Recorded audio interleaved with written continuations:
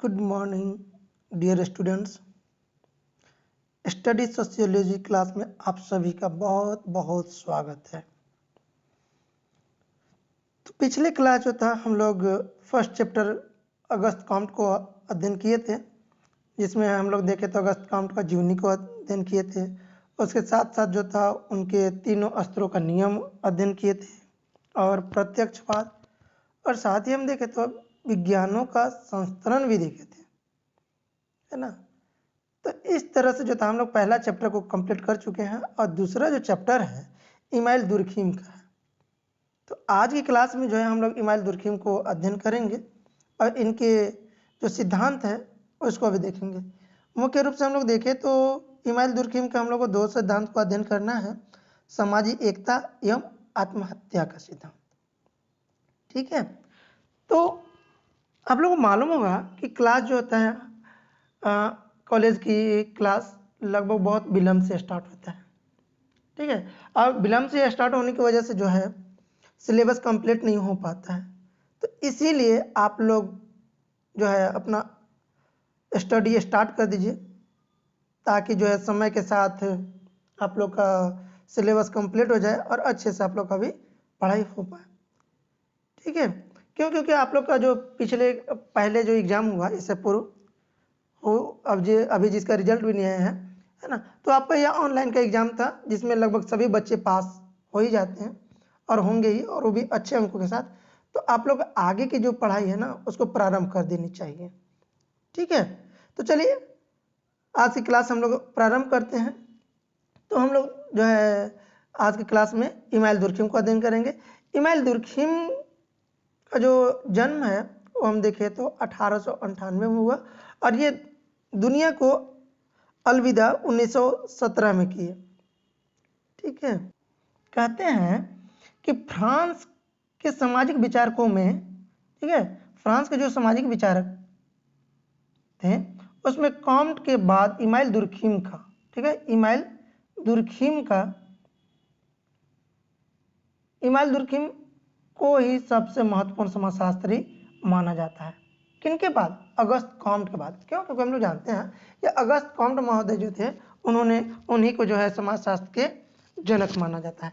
और Auguste Comte महोदय को ही जो है ना इमाइल दुर्खिम महोदय को जो है अगस्त कॉम्ट का उत्तराधिकारी माना जाता है। ठीक है, इसमें हम देखें तो फ्रांसिस अब्राहम है, उन्होंने लिखा है, ठीक है, कि कॉम्ट को यदि समाजशास्त्र का जनक कहा जाता है तो दुर्खिम को वैज्ञानिक समाजशास्त्र का संस्थापक मानना उचित होगा। ठीक है, अर्थात कॉम्ट को जो है समाजशास्त्र का जनक मानते ही है ना। तो यहाँ पे इनका मानना है कि दुर्खिम को वैज्ञानिक समाजशास्त्र का संस्थापक मानना उचित है। क्योंकि उन्होंने जो था ना, ये पहले ऐसे समाजशास्त्री थे जिन्होंने समाजशास्त्र को विज्ञान के लिए, मतलब रिप्रेजेंटेड साइंस बनाने के लिए, प्रतिष्ठित विज्ञान बनाने के लिए बहुत अधिक इन्होंने कोशिश किया। ठीक है, दुर्खिम वह पहले समाजशास्त्री थे, है ना, वह पहले समाजशास्त्री थे जिन्होंने वैज्ञानिक आधार पर समाजशास्त्र की विषय वस्तु को निर्धारण किया। अर्थात हम बताएं ना आप लोग कि मतलब पहले ऐसे व्यक्ति थे जिन्होंने समाजशास्त्र की विषय वस्तु का वैज्ञानिक आधार पर निर्धारित करने का प्रयत्न किया था। दुर्खिम के समय में फ्रांस का सामाजिक, सांस्कृतिक और राजनीतिक वातावरण परिवर्तन के दौरान गुजर रहा था। ठीक है, दुर्खिम के जो समय था, जिस समय इनका जन्म हुआ था, वहाँ पे फ्रांस में जो था सामाजिक, सांस्कृतिक, राजनीतिक वातावरण में बहुत अधिक बदलाव हो रहा था, परिवर्तन हो रहा था। और उसी समय एक औद्योगिक विकास हुआ, वैज्ञानिक आविष्कारों के कारण पुरानी मान्यता कमजोर पड़ती जा रही थी। और दूसरी ओर देखें तो समाज का एक बड़ा वर्ग जो है ना परंपरागत धार्मिक विश्वासों, कल्पना पर आधारित सामाजिक तथ्यों का आधार पर ही सामाजिक संरचना का विवेचना करने के पक्ष में था। ठीक है, अर्थात एक तरफ हम देखें तो जो पुरानी मान्यताएं थी वो कमजोर हो रही थी, और दूसरी तरफ जो था एक बड़ा वर्ग वो परंपरागत धार्मिक विश्वासों और कल्पना पर आधारित समाज को जो था तथ्य के आधार पर और सामाजिक संरचना की विवेचना करने के पक्ष में था। मतलब कि यदि है तो उसे हमें तथ्य चाहिए, तथ्य मतलब वास्तविकता की हमें ज्ञान होनी चाहिए। ठीक है, तो इस तरह से हम देखें तो इन्होंने जो था तथ्य के आधार पर जो है समाज को जो है ज्ञात करने की कोशिश इन्होंने की थी। ठीक है, इस दशा में बताते हैं कि दुर्कहेम ने यह स्पष्ट किया कि नैतिक के बिना धर्म का कोई महत्व नहीं हो सकता। ठीक है, अर्थात दुर्कहेम महोदय जो थे उन्होंने बताया कि नैतिक अर्थात मोरालिटी, यदि मोरालिटी नहीं है, यदि उसमें नैतिकता नहीं है, आचरण नहीं है, तो धर्म का कोई महत्व नहीं हो सकता है। अर्थात इन्होंने बताया, ठीक है, कि नैतिक सामूहिक जीवन की एक आधारभूत विशेषता है। अर्थात जो नैतिकता है ना, वो सामूहिक जीवन मतलब कि जो समूह में हम जीवन में रहते हैं उसका एक आधारभूत विशेषता है। मतलब इसकी यही विशेषता है कि समूह में रहना है तो आपको नैतिक होना पड़ेगा। ठीक है, मोरल होना पड़ेगा। नैतिकता का संबंध व्यवहार के उन तार्किक नियमों से है जो लोगों को अपने तत्कालिक दशाओं से सामंजस्य स्थापित करने का प्रोत्साहन देती है और साथ ही उनके व्यवहार को नियंत्रण भी करती है। ठीक है, अर्थात इनका मानना था कि नैतिकता का अर्थ जो है ना, ठीक है, नैतिकता का जो अर्थ है वो संबंध व्यवहार के तार्किक नियमों से तार्किकता के आधार पर होगा तथा अपनी तात्कालिक दशा जो है ना वो सामंजस्य स्थापित करने को लिए भी जो है वो प्रोत्साहित करेगा और व्यवहार को भी जो नियंत्रण करेगा, कंट्रोल करेगा। इस आधार पर उन्होंने इस बात पर बल दिया कि नैतिकता एक सामाजिक तथ्य है। ठीक है, अर्थात इनका ये मानना था कि जो नैतिकता है ना वो समाज के तथ्य है और इस तथ्य के द्वारा ही जो है हम एक सामूहिक जीवन व्यतीत कर सकते हैं। ठीक है, समाजशास्त्र को एक नए विज्ञान के रूप में स्थापित करने की एक व्यवहारिक नैतिकता को विकसित किया जा सकता है। अर्थात एक नए विज्ञान के रूप में हम तभी स्थापित कर सकते हैं जब व्यवहारिक में नैतिकता का विकास किया जा सके। अर्थात व्यवहार में यदि नैतिकता नहीं होगा, आचरण सही नहीं होगा, मोरालिटी नहीं होगी, ह्यूमैनिटी नहीं होगी, तो यह नए विज्ञान के रूप में नहीं स्थापित हो सकता। ठीक है, चलिए अब आगे हम लोग थोड़ा इनका जो है जीवन परिचय जो है उसको देख लेते हैं। जीवन परिचय और कृति में हम देखें तो इमाइल दुर्कहेम का जन्म जो है 1858 में होता है। ठीक है, अर्थात हम देखें तो जब अगस्त कॉम्ट का निधन होता है 57 में, तो एक वर्ष बाद जो है अगस्त कॉम्ट का जन्म होता है। ठीक है, अर्थात यहाँ देखिए दिया हुआ है कि इमाइल दुर्कहेम का जन्म जो है सन 1858 में पूर्व फ्रांस के एपिनाल नामक कस्बे में एक यहूदी परिवार में हुआ था। ठीक है, अर्थात फ्रांस के एपिनाल जो है एक कस्बा था। ठीक है, वहाँ पे एक यहूदी परिवार में इनका जन्म होता है। ठीक है, दुर्कहेम की प्रारंभिक शिक्षा जो है एपिनाल में ही हुआ और प्रारंभ से ही यह प्रतिभाशाली और परिश्रमी विद्यार्थी रहे थे। परिश्रमी भी थे, काफी मेहनत करने वाले। ठीक है, और प्रतिभाशाली मतलब इनमें बहुत अधिक जानने की इच्छा थी, जानने की इनका लक्ष्य था, मतलब हर चीज को ज्ञात करना, जानना। ठीक है, एपिनल के एक कॉलेज से ही उन्होंने स्नातक की उपाधि प्राप्त की। अर्थात जो ग्रेजुएशन आप लोग कर रहे हैं उसी प्रकार से इन्होंने जो था एपिनल से ही एक कॉलेज से स्नातक की उपाधि प्राप्त की। उस समय फ्रांस में इकोल अकादमी, ठीक है, इकोल अकादमी विश्व प्रसिद्ध शिक्षण संस्थान था, मतलब पूरा फेमस पॉपुलर एक अकादमिक। ठीक है, जिसमें प्रवेश लेने के कारण दुर्कहेम का संपर्क उन अनेक प्रतिभावान छात्रों से हुआ। मतलब कि जब इस कॉलेज में एडमिशन लिए तब बहुत अच्छे स्टूडेंटों से इनको मिलने का मौका मिला। ठीक है, जिन्होंने आगे चलकर फ्रांस के बौद्धिक जीवन में अपना योगदान दिया।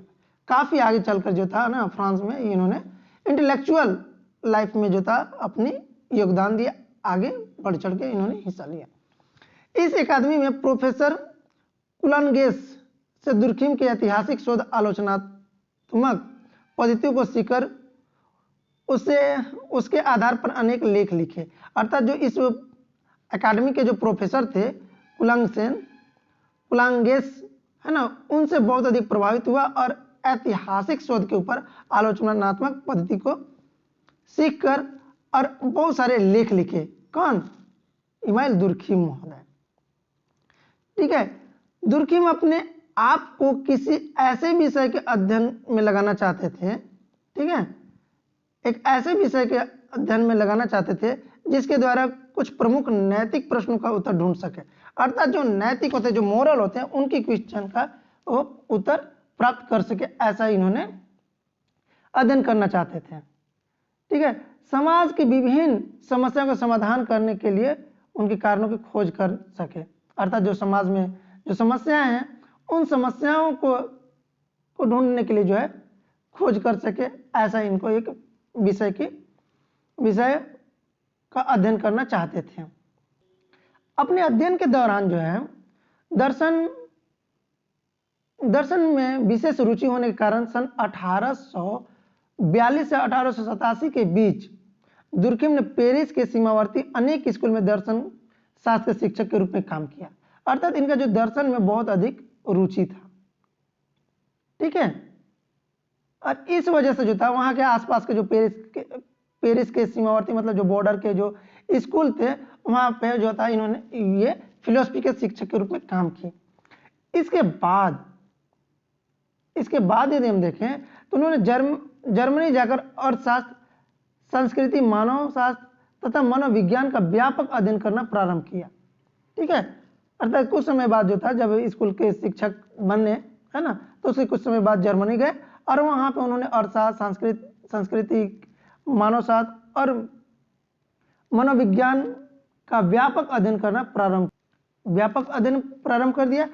जर्मनी के समाज वैज्ञानिकों से उन्हें यह समझने की प्रेरणा मिली, ठीक है, जो जर्मनी के समाज वैज्ञानिक थे उनसे यह समझने की उनको प्रेरणा मिली कि नैतिकता की सामाजिक जड़ें क्या है। अर्थात जो नैतिकता है उसका सामाजिक जड़ क्या है। ठीक है, तो तथा किस प्रकार नीति शास्त्र को एक स्वतंत्र और वैज्ञानिक विषय बनाया जा सकता है। अर्थात किस तरह से जो है ना नीति शास्त्र को स्वतंत्र और वैज्ञानिक विषय बनाया जा सकता है। इस संबंध में दुर्खिम जो लेख लिखे उसमें उनकी प्रसिद्धि बढ़ने लगी। अर्थात जो इनका पॉपुलैरिटी था वो बहुत अधिक बढ़ने लगा कि भाई नैतिकता क्यों आवश्यक है, ये हमारे लिए कितना इंपॉर्टेंस है।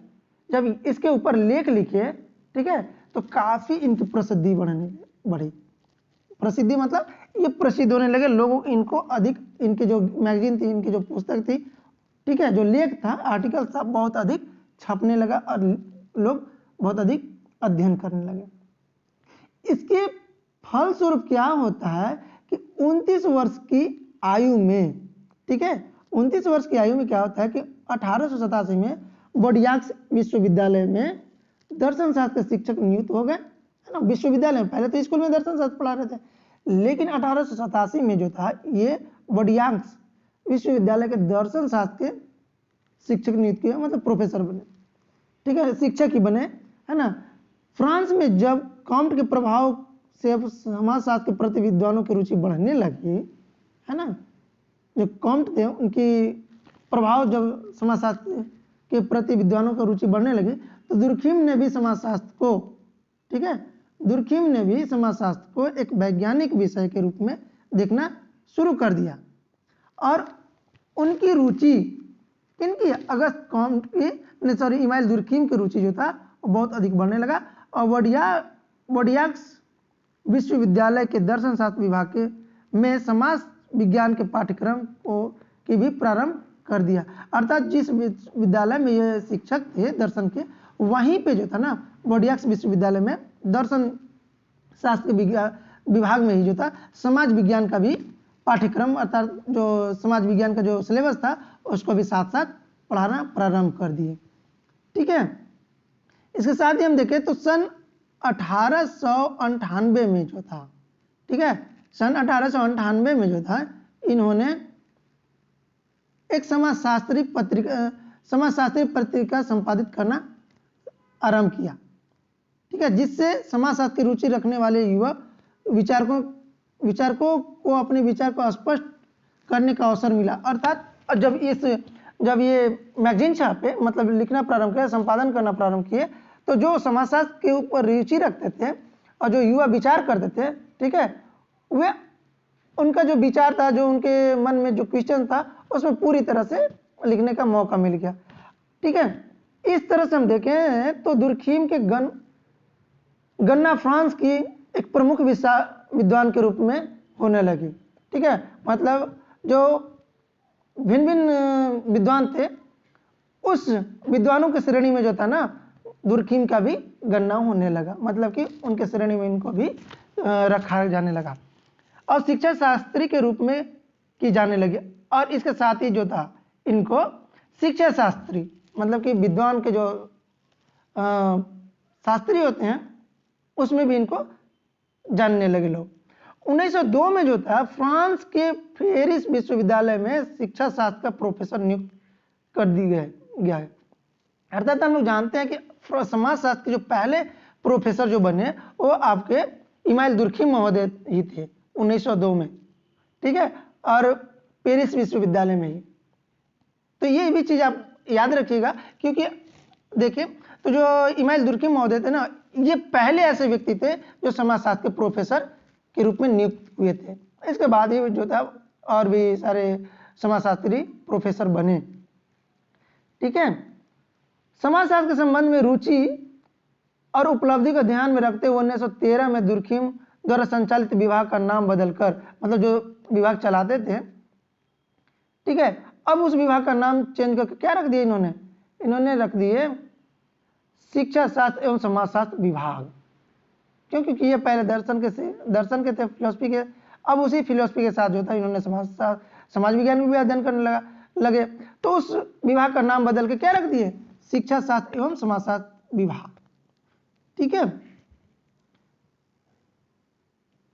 सन 1838 में काम्ट ने फ्रांस में, ठीक है, समाजशास्त्र के नाम से जिस नए विज्ञान की कल्पना की थी, है ना, क्यों? क्योंकि हम लोग जानते हैं कि 1838 में जो था, अगस्त काम्ट महोदय इस विषय को समाजशास्त्र नाम दिया था।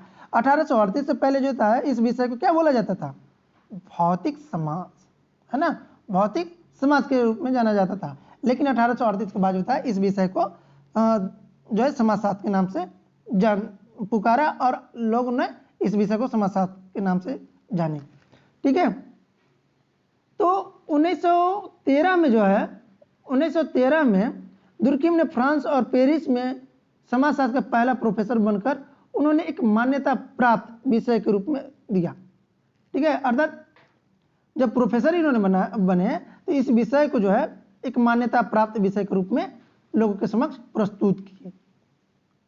ठीक है,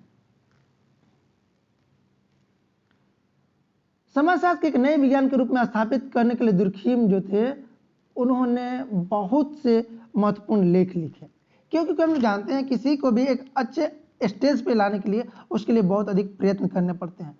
तो इन्होंने जो था इस विषय को एक महत्वपूर्ण विषय के रूप में स्थापित करने के लिए बहुत अधिक लेख लिखे मतलब आर्टिकल्स लिखे। ठीक है, और अनेक सिद्धांत भी प्रस्तुत किए, बहुत सारे सिद्धांत भी दिए हैं जिसको हम लोग आगे देखना है। तो समाजशास्त्र की शास्त्रीय परंपरा में बहुत महत्वपूर्ण माना जाता है किनको, अगस्त काम्ट महोदय को। इस समाजशास्त्र का उत्तराधिकारी जो है ना, इमाइल दुर्खीम को ही माना जाता है। ठीक है, और जो शास्त्रीय समाजशास्त्र शास्त्रीय परंपरा है, उस शास्त्रीय परंपरा में इनको भी जोड़ा जाता है। शास्त्रीय परंपरागत के रूप में हम देखें समाजशास्त्र के, तो 5 मुख्य रूप से समाजशास्त्री आते हैं। ठीक है, तो उस 5 में एक इनका भी नाम जुड़ा हुआ है। तो देखिए, कहते हैं कि 15 नवंबर 1917 को 59 वर्ष की आयु में दुर्खीम जो है इस दुनिया को अलविदा कहते हैं। ये तो 1917 में अलविदा हो गए, अर्थात निधन तो हुआ, लेकिन आज भी वो हमारे समक्ष हैं और उनके सिद्धांतों को, उनके विचारों को, ठीक है, हम लोग अध्ययन करते हैं। पूरे विश्व जो है इनके सिद्धांत के, इनके नियम को, इनके तथ्य को जो है अध्ययन करते हैं। तो हमारे साथ नहीं है, लेकिन फिर भी हम लोग के समक्ष है। ठीक है, तो यदि आप लोग भी जब कोई अच्छे सिद्धांत देंगे, अच्छे नियम देंगे, ठीक है, तो आपको भी जो है याद किया जाएगा जन्म जन्मांतर। ठीक है, तो ये था इमाइल दुर्खिम महोदय का जीवन। ठीक है, जीवनी था। आगे जो है नेक्स्ट टॉपिक में जो है हम लोग पढ़ेंगे समाजशास्त्र के लिए दुर्खिम का योगदान, अर्थात समाजशास्त्र में जो था दुर्खिम महोदय क्या योगदान दिए। ठीक है, तो चलिए आज की क्लास हम लोग यहीं पर ड्रॉप करते हैं। नेक्स्ट क्लास पुनः मिलेंगे एक नए टॉपिक के साथ। Thank you all of you.